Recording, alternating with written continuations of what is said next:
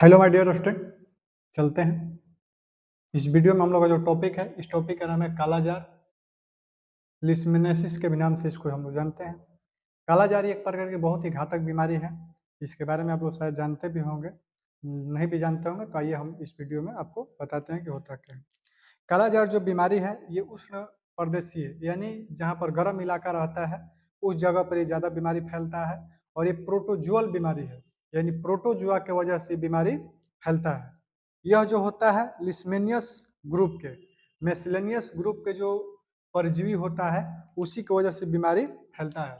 और इस बीमारी को फैलाने में जो कारक होता है मशहूर आपको बताया कि लेशमेनियस ग्रुप के परजीवी होता है। और लेशमेनियस ग्रुप के परजीवी कहाँ से उत्पन्न होते हैं, कहाँ से होते हैं, तो फ्लेबो फ्लेबोटामस मादा बालू मक्खी, यानी फ्लेबोटामस नामक एक मक्खी है जो मादा होती है और ये बालुओं में पाई जाती है। और उसी के काटने के बाद लेशमेनियस ग्रुप के परजीवी हमारे शरीर में प्रवेश करते हैं और प्रवेश करने के बाद हम लोग कालाजार रोग उत्पन्न होता है। ठीक है, तो ये आपको बताए कि कालाजार क्या होता है, तो उष्ण कटिबंधीय इलाकों में ज्यादातर होता है और प्रोटोजुअल बीमारी है और लेशमेनियस ग्रुप के ये परजीवियों के द्वारा उत्पन्न होता है। और यह जो बीमारी फैलता है वो किन से फैलता है, तो मक्खी से फैलता है। वो मादा मक्खी होती है जिसका नाम होता है फ्लेबोबास्टम फ्लेबोटामस, और ये बालू मक्खी इसको हम लोग बोलते हैं। ठीक है, इसको कालाजार जो होता है, कालाजार को हम लोग अंग्रेजी में ब्लैक सिकनेस के भी नाम से जानते हैं। और काली रुगणता यानी काली रुगणता, इसको इसका रोग का नाम दो है। आप काला जार भी कह सकते हैं, लिस्मिनेसिस भी कह सकते हैं, या इसका ब्लैक सिकनेस यानी काली रुगणता भी इसको आप कह सकते हैं। ठीक है, लिस्मेनियस जो होता है आपको कारक बतेबे किए, ये लिस्मेनियस ग्रुप के परजीवी होते हैं, उन्हीं के कारणों से बीमारी फैलता है। और लिस्मेनियस ग्रुप के परजीवी कहाँ से फैलते हैं, तो फ्लेवोबाटनस मादा बालू मक्खी की वजह से ये बीमारी हम लोग को फैलता है। उसके बाद उद्भवन काल की यदि बात करते हैं इंक्यूबेशन पीरियड की, तो इंक्यूबेशन पीरियड इसका 10 दिन से लेकर 2 साल तक होता है। यानी आज मक्खी कटेगी 2 साल के बाद तक भी इसका असर रहता है, 2 साल के बाद भी आपको लक्षण दिखाई देने की संभावना बनी रहती है। इसका इंक्यूबेशन पीरियड 10 से लेकर 2 वर्ष तक का होता है। यदि इसका एपिडेमियोलॉजिकल फैक्टर की बात करते हैं, जनपादिक कारक की हम लोग बात करते हैं, बीमारी क्यों फैलता है, तो इसका बहुत सारे फैक्टर होते हैं, बहुत सारे फैक्टर्स है।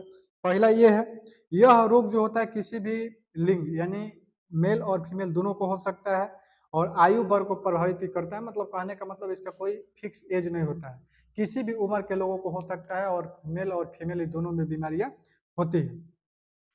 यदि इसको बात किया तो महिलाओं की अपेक्षा पुरुषों में अधिक पाया जाता है। ठीक है, महिलाओं में यह बीमारी कम पाया जाता है और पुरुषों में यह बीमारी ज्यादा पाया जाता है।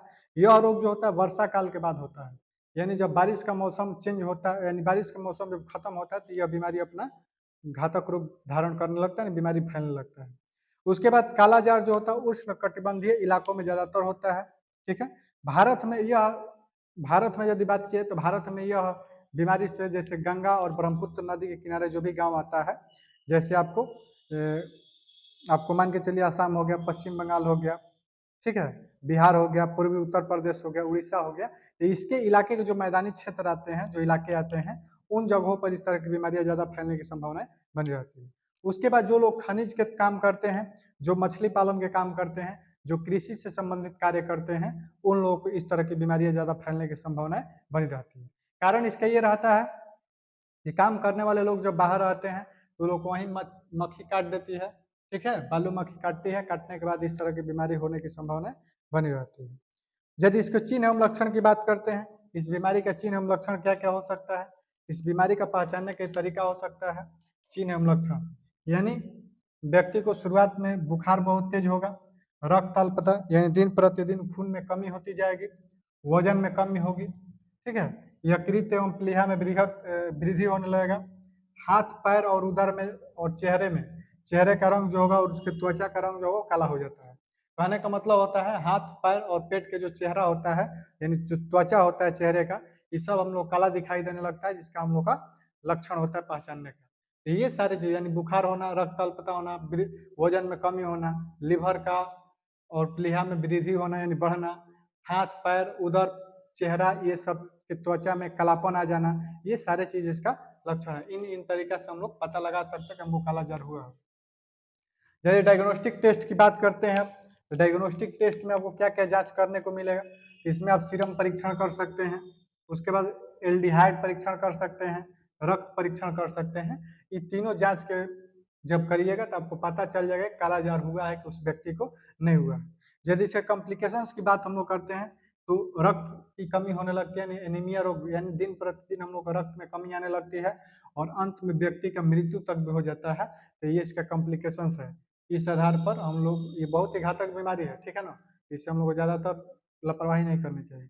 यदि इसके मैनेजमेंट की बात करते हैं तो सोडियम अस्टिबोग्लोनेट यह इंजेक्शन है, इसका 10 mg प्रति किलो के हिसाब से व्यक्ति का दिया जाता है, जो कि लगातार 20 दिनों तक आपको देना है। लगातार 20 दिनों तक जब दीजिएगा तब जाके इस तरह की बीमारी हम लोगों को कम होगा। यदि रोकथाम की आप बात करते हैं, यानी इस बीमारी को रोकथाम के लिए हमको क्या करना है, तो अधिक से अधिक लोगों को स्वास्थ्य के प्रति शिक्षित करना है, लोगों को हेल्थ एजुकेशन देना है। उसके बाद कीटनाशकों एवं DDT जो पाउडर होता है उसको छिड़काव करते रहना ताकि इस तरह की मक्खी का वृद्धि ना हो, ठीक है। उसके बाद जो भी बालू मक्खी होती है उसके प्रजनन दर को खत्म करने के लिए कूड़ा कचरा चाहे जो भी इस तरह का गंदगी फैला रहता है उस इलाका को साफ सुथरा रखना चाहिए। कीट नियंत्रण के उपाय को अपनाना चाहिए। गांव में वातावरण के आसपास के इलाका को हम लोग को हमेशा स्वच्छ रखना है। जमीन एवं फर्श पर आपको नहीं सोना है क्योंकि ऐसे पर मक्खी को काटने की संभावनाएं बनी रहती है और उस तरह की बीमारी हो जाएगा।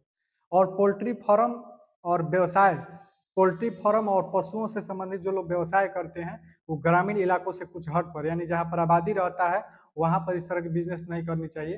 कारण क्या रहता है कि वहां पर अनेक, जब पोल्ट्री फार्म या इस तरह का व्यवसाय आप करेंगे तो वहां पर अनेक प्रकार की गंदगी फैलेगी और गंदगी फैलेगी तो इस तरह की मक्खियों का वहां पर वृद्धि बहुत ज्यादा होगा और वो आदमी के संपर्क में आने के बाद रोग को फैला सकती है। तो हम लोग कोशिश करना चाहिए कि पोल्ट्री फार्म चाहे इस तरह का जो भी कार्यक्रम है इसको हम लोग गांव से बहुत दूर रखना चाहिए ताकि इस तरह के मक्खी गांव में प्रवेश न कर पाए। तो ये सारे आपको बचने का उपाय हो गए। अब हम लोग एक बार आंकड़ा देख लेते हैं पूरे भारत में।